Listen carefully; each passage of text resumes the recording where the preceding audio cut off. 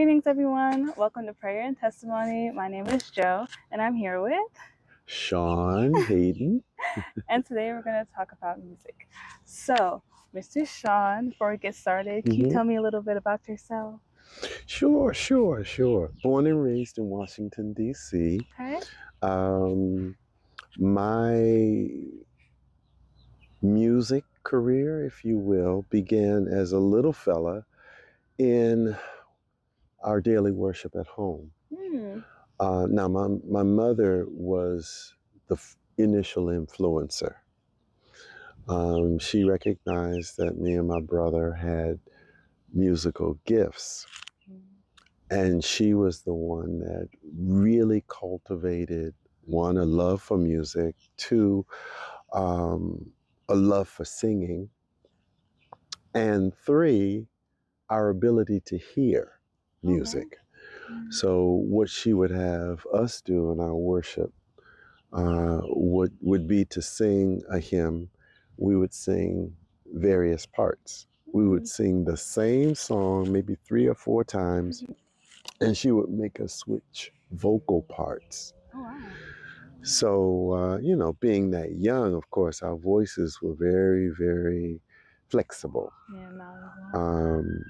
But she was kind of our first influencer. The second one was my Aunt Dorothy. My Aunt Dorothy was a kindergarten educator. Okay. And played the piano and knew a billion songs. She would teach us and her 2 sons, David and Gregory. She would take the 4 of us and we would just sit down in her house and she would go from one song to the next and we would just sing and play and be little knuckleheads and sing. All of this cultivated our abilities to hear and to produce what we heard. As time went on, my first music teacher was a gentleman by the name of George Murphy. And he was the one that recognized my ability to actually lead songs. My first opportunity was with the school chorus. I was in 4th grade. And there was a play. It was called Amal and the Night Watchman. It was a Christmas play. And I got to sing one of the major songs, which was actually a part of Handel's Messiah. Oh, wow. It was incorporated in that play, Come Unto Me. And it was interesting because I sang it. At the time, I was able to sing soprano. I was just, I was a kid, and my voice was pretty high, and I sang it, and everybody was just very, very floored. They did not know I could do that, handle the melody, and sing with feeling, and my experience from there, primarily local groups and choirs, just learning, singing. Mr. Murphy started me on theory. That took me all the way through to high school. My freshman year of high school, my minister of music at church told my mother that I should be, both me and Guy, Guy's my brother. Oh, right. Should be in the DC Youth Chorale. These were summer sessions where we studied music. Most of it was either German or Latin. He felt that the experience would strengthen us and give us a broader appreciation for music. which it did. Now, here's the funny thing. My voice dropped. I went from being able to sing soprano All the way down to bass. all the way down to bass, and loved it. Oh, okay. Loved it because at that time, all guys were trying to sing bass. You know, it was kind of like Cool viewed as a guy? manly thing. Oh, You know, and my voice dropped. But secretly at home in worship, I was still able to sing the upper registers. And I just wouldn't do it publicly because I didn't want anybody hearing me sing, you know, soprano or alto. It was so much fun being able to be versatile like that. And I was in a group called the Imperials. Now, there is a professional group called the Imperials. We had no intention of recording, so we thought we could still use that name. Oh. And we spelled it differently. Theirs was with an I, ours was with an E. Okay. E Imperial. And I sang bass. But I sang bass like I was singing gospel, tenor, or alto. You know, so I was doing the runs and making up lines that would be considered more jazz than gospel. But it gave our little quintet a very unique sound. When I came through Duke Ellington School of the Performing Arts for the summer sessions, that I was there for 3 summer sessions, they offered me a scholarship. Wow. My parents said no. Oh, okay. They said no because, one, they did not want me to lose a year of school. I would have gone in what would have been my senior year, but I would have lost credits because the systems, you know, the Adventist system is very different from the public school system. So I would have had, in order to exercise the scholarship, I would have had to do 2 years. And they didn't want me to backtrack. So that was the reason why I couldn't have that experience. But it was nice to be sought after for something that I really loved doing, which was singing. So I go to Oakwood, where I got all of the singing I wanted.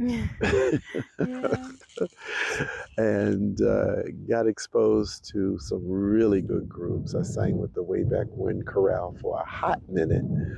But at Oakwood, I did more drumming than singing. Alma Blackman, who had already started the Aeolians, was trying to get me to audition for the Aeolians, but you know, I was into the drumming thing, so I passed on that. Did some really nice experimental things with drums while I was there, none of which were on campus. With city groups. I did play for my brother's group, but the other opportunities were not gospel. One was a blues band and the other was a jazz band. And thoroughly enjoyed it. Thoroughly enjoyed it. Left Oakwood, came back home to Maryland, started a group that I made mention to you earlier called Chosen Generation. And we patterned ourselves after the Richard Smallwood singers, who I can easily say Richard Smallwood has had the most profound influence on me than any other artist. It was through him that I actually got to meet and learn from Andre Crouch, Edwin and Walter Hawkins, Daryl Coley, Tremaine. Did a little background work with Tremaine. I did a lot of work with Edwin Hawkins. In fact, I was actually part of his music and arts seminar for many years. And also that led me to John P. Key and opened up a door for me to be a part of his music and arts seminar. That was a big thing in the 80s and early 90s, from the 80s through the early 90s. Landed a gig with Donald Vales, Salvation Corporation. I was with him for 8 years. We recorded 4 CDs or albums. They were still called albums then. Then I picked up with Richard Smallwood and Vision, and sang with him from 1996 to 2012. So that's a part of my music, a big part of my music history.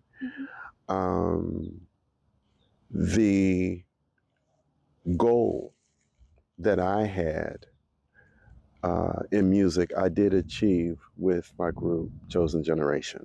Okay.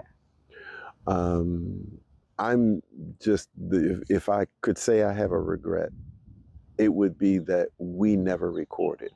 Oh. We sang, we had people pulling on us to record. Stax Records wanted to record us. Muscle Shoals wanted to record us. Light Records wanted to record us. I had a contact in DC, a lady by the name of Benita White, who, a jewel of a Christian woman, was just our greatest promoter and just really, really, really worked hard to try and convince us to record. We were almost there. We did the Kentucky Fried Chicken gospel music contest one year, and we won it with an original. Oh. We did mostly covers, and for that we said we wanted to test the water, so we pulled out an original, and we won the contest with that original. And right after that, several members of the group decided they wanted to do other things. Several of them wanted to pursue their education. Oh, so like. And I couldn't fault them for that. And I did not want to try and put together another group. I worked hard at finding the right vocal combination, and I just wanted to hold that memory, so I just let it go, and focused on working with these other 2 artists, Donald Vales and Richard Smallwood. And now my focus is with my church and my daughter, especially my daughter, because I believe she's gifted vocally and has a lot to offer and will do very well in the music industry. So I am just waiting and working with excitement to watch her launch and get out here and make her mark. It's wonderful. So that's my history. That's about me. Yes, thank you for sharing that. My next question would be, how has music shaped your relationship with God? To the point, it has shaped my relationship with God to the point where I firmly believe for every human being that has ever lived and will ever live, the gift or gifts that God has bestowed on you are your catalyst for developing a relationship with Him. Nothing else will work as much. I believe that our gifts and our talents are given to us by Him for that specific purpose of connecting with Him, so that He can actually show us the path that He has carved for us, the things that He wants us to do, and how He wants us to contribute to this world. And He can talk to us, and we won't be afraid of Him because we have confidence in our gifts and talents. We enjoy them. We love them. They make us who we are. And to be in communication with God regarding your gifts and your talents and how to use them, what to do, and how to build them, and how to help others with you by using your gifts and talents is so relational. It really opens up a door for you to really be able to hear from God and know that it is God. So I believe in that very strongly. And certainly in my life, with all of the experiences that I've had, I know factually when He has spoken to me, and when I obeyed Him, there was a lot of fruit. There was a lot of success. Not so much in terms of money, but in terms of how it blessed other people.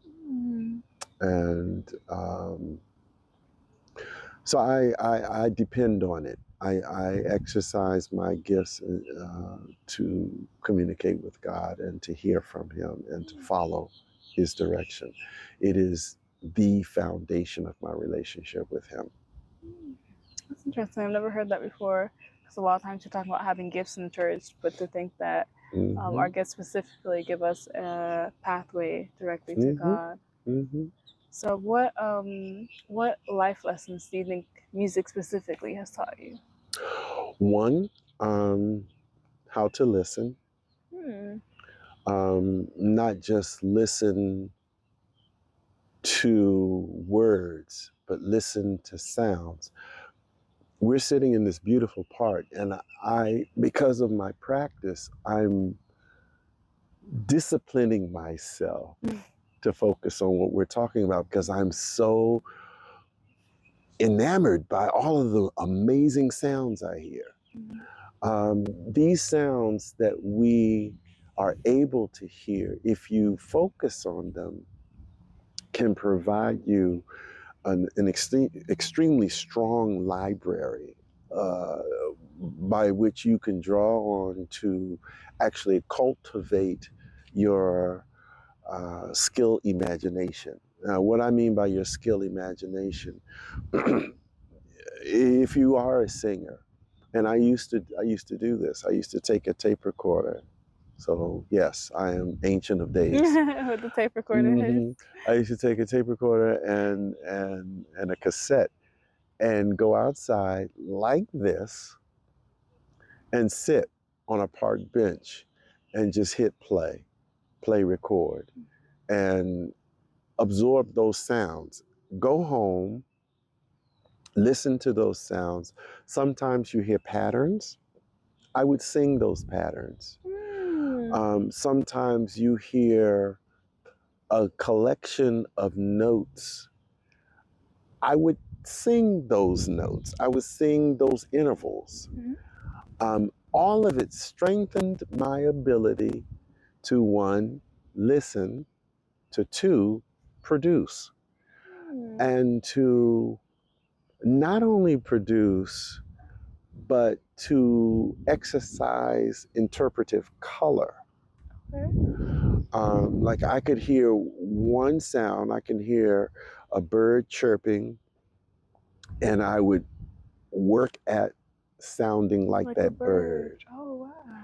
When you sing, you have opportunity within your creative, your creativity, within your creativity, to replicate those sounds however you find useful. And so sometimes when I've done certain runs, I will imitate that bird sound I heard. I had Vanessa Bell Armstrong. I was preparing to be one of her background singers for a concert in DC, and she heard me practicing and doing these interpretive sounds. Okay. And she's like, "Well, what are you doing? That's not the tenor part." I said, "No, it isn't." I said, "I'm just really warming up." She says, "But I like those intervals. Where did you learn those?" I said, "If I told you, you would laugh at me." I learned it from a bird. Yeah, I said, "I learned it from a bird." She says, "What?" And I told her, I said I would go out, take my recorder, record bird, whatever was playing. Birds, dogs barking, you name it. Car horns. And it helps to give me a strong library of colorful sounds when I sing. She says, "I have never heard of that." She said, "I'm going to try it." So I don't know if she did or not, but I know for me it works.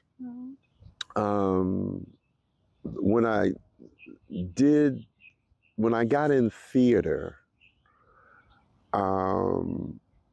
again, because I was so used to listening and interpreting what I heard, I was able to use those colors in my acting.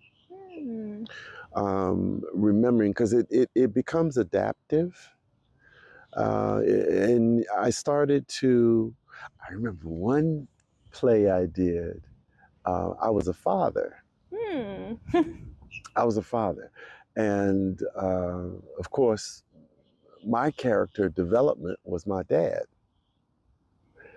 And just listening to my father, listening to how he expressed himself, listening to him sing, listening to him discipline me and my brother, because my oldest brother was married and gone.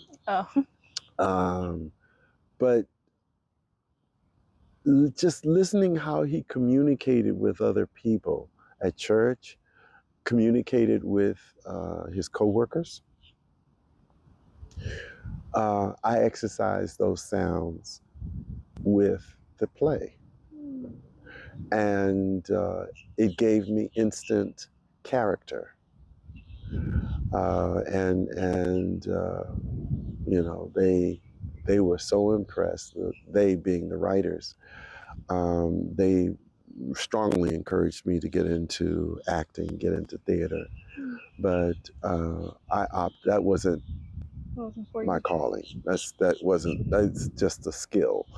It's not a calling, and I didn't want to get into something I couldn't get out of. You know, it just isn't right. Too many people do that because of their search for fame, their search for being noticed. And then they find out it's their worst mistake, because that's not what they're called to do. I honestly believe that every human being needs to connect with God, to understand through their gifts and talents what they are supposed to do, because it is within your gifts and talents that your life's calling exists. And those people that do that, and there are a plethora of people that connect with their gifts, they are very successful. And everyone has something to offer, because your uniqueness carves out your unique path. And you can serve and help and bless others as you grow that skill, as you exercise that skill. As long as you understand that your gift or your talent is not for you, It is for others. And this is why it's so important to allow God to speak to you and show you what he wants you to do and how to do it, because he will. There's no reason why anyone should not know what it is they're supposed to do in life. It really is. It's a very easy thing to determine. Look at what you do extremely well with very little effort. It's just natural for you to do it that well. And that's the gift or the talent that God has given you. So acknowledge it and let God guide you with it so that you can be very fruitful in terms of how you bless other people. What would you say to someone in terms of incorporating music into their relationship with God? If they're like, I don't sing, I don't play an instrument, how would they go about that? What do you hear is the question. We're surrounded by music. Music is everywhere. What genres of music do you enjoy? Look at those genres of music. Study those genres of music. Study the artists that produce those sounds and find out if there is spirituality involved. I will tell you that spirituality is totally encompassing of all things earthly. It is our choice to exercise it, to recognize it, or not to recognize it. Let's see if I can provide you an example.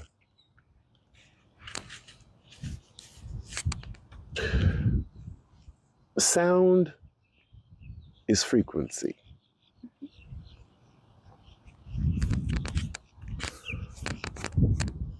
Frequency is carried by air. Air and breath are synonymous. Same thing. As I speak to you now, you acknowledge me.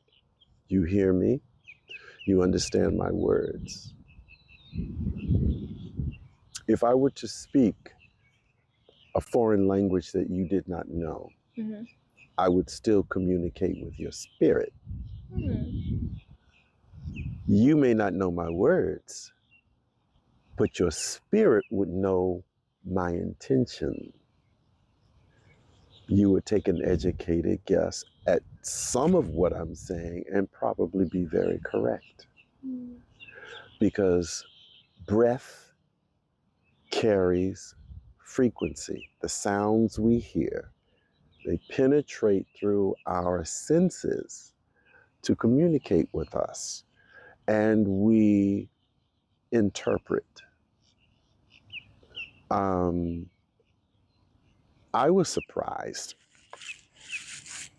when I went to France.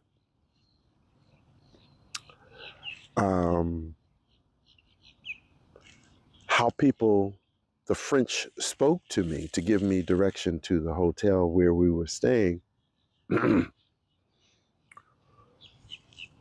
I did not really understand their words, but I understood their intent. I took a look. I guessed, and I was correct. It's something you feel. It feels natural. It feels right. And likewise, you can hear something that does not feel right.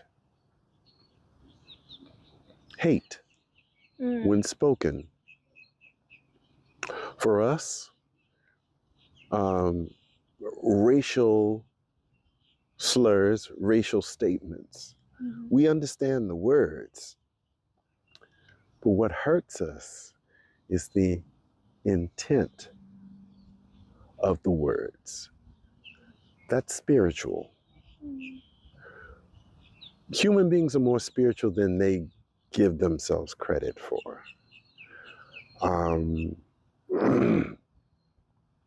Music is a universal language. You can go anywhere, sing anything you want to, and you're going to communicate with someone, whether they understand the language or not. Why? Because it is the intent of your heart carried by frequency through air that is universal, that every human being can absorb. And so they absorb the intent of your heart, whether they understand your words or not. You could be singing a love song and people can't understand the words, but yet they're in the audience crying and feeling good. Why? Because the intent of your heart is carried to them via frequency and air, your breath. And it communicates with them in a way that only God could establish. So